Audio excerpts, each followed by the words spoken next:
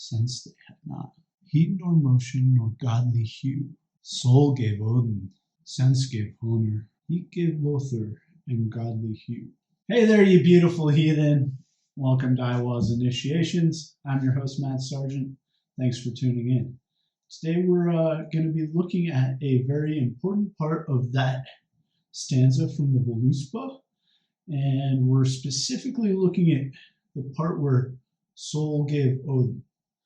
I would read it in Old Norse, but my Old Norse is terrible, and you guys would have a field day with me in the comments. As much as I love your comments, I don't need to be reminded that I can't speak Old Norse. However, when we read it in Old Norse, the word that they use that has been translated as soul is Ond. It's very important you remember the umlauts on that. Without umlauts, it's a totally different word. That particular line I will try in Old Norse, and that is Ond gaf Odin, Od gat hon. Ond gave Odin. And when you look at the translations of Ond, it's commonly translated as soul, but it's also translated as breath. And it's a soul breath. It's one and the same. It's not one or the other. It's a soulful breath. And this is important because by using Ond, or being aware of your Ond, and using exercises such as Becoming the World, which you can see up in the corner here, there will be a link to it in the show notes, you're harnessing and cultivating your own Ond and empowering your energy body. And we're going to be looking at another exercise you can do to invigorate your Ond, or use Ond that you have stored up practicing either Becoming the World or the exercise that we're going to discuss towards the end of this video, and use it to benefit other beings. But let's look at Ond a little bit more. It's an active essence that you can find in both the material and immaterial world. If we're looking at herbs or medicinal plants, fungi, etc., it is the essence that gives them their healing compounds. In foodstuffs, it's what gives us the energy we need to grow big and strong, have lots of energy. In living beings, it's the soul. And when we're not breathing, when we die, the soul leaves like our physical body. So breath is obviously very important, and being mindful of how you breathe feeds your soul. And that's why when we're practicing trance work, using a rhythmic breath helps us separate kind of in between the mundane world and the ethereal world and go on journey work. We can use other breath type work to achieve other ecstatic states, and concentrated breath is what aids us in magical workings. If you want to learn more about this, leave a note in the comments and we can get into this in greater detail in other videos. In the landscape, when you're out and about, you're going to notice there are places that just feel very invigorating. Places that in the shamanic circles are called places of power.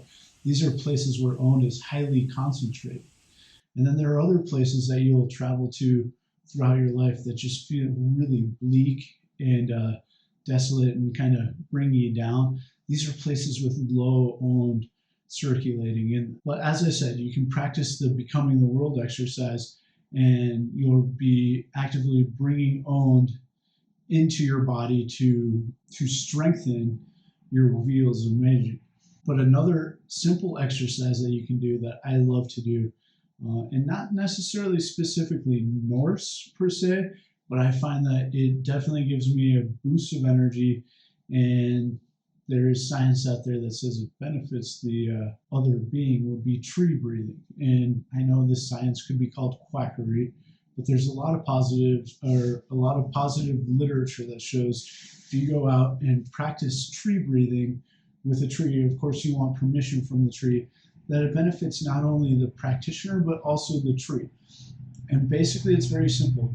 Find a tree that draws you in, and you're going to go stand in front of it. This practice is definitely best done barefoot, so you can ground. But as you breathe in, visualize yourself breathing in the Ond that the tree is exhaling.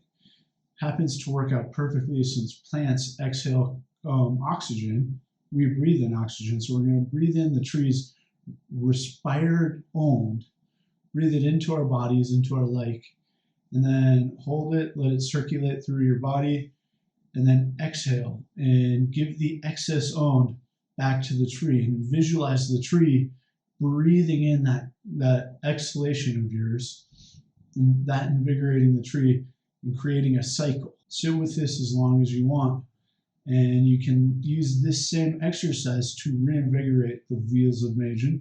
You can focus on different wheels as you do the practice, or just bask in the Ond that you are sharing with the tree at this point. When you feel that you have had enough of this exercise, thank the tree, ground yourself, and walk away. You can also use this exercise in the garden, but you might not want to be drawing Ond from plants that are small and still growing.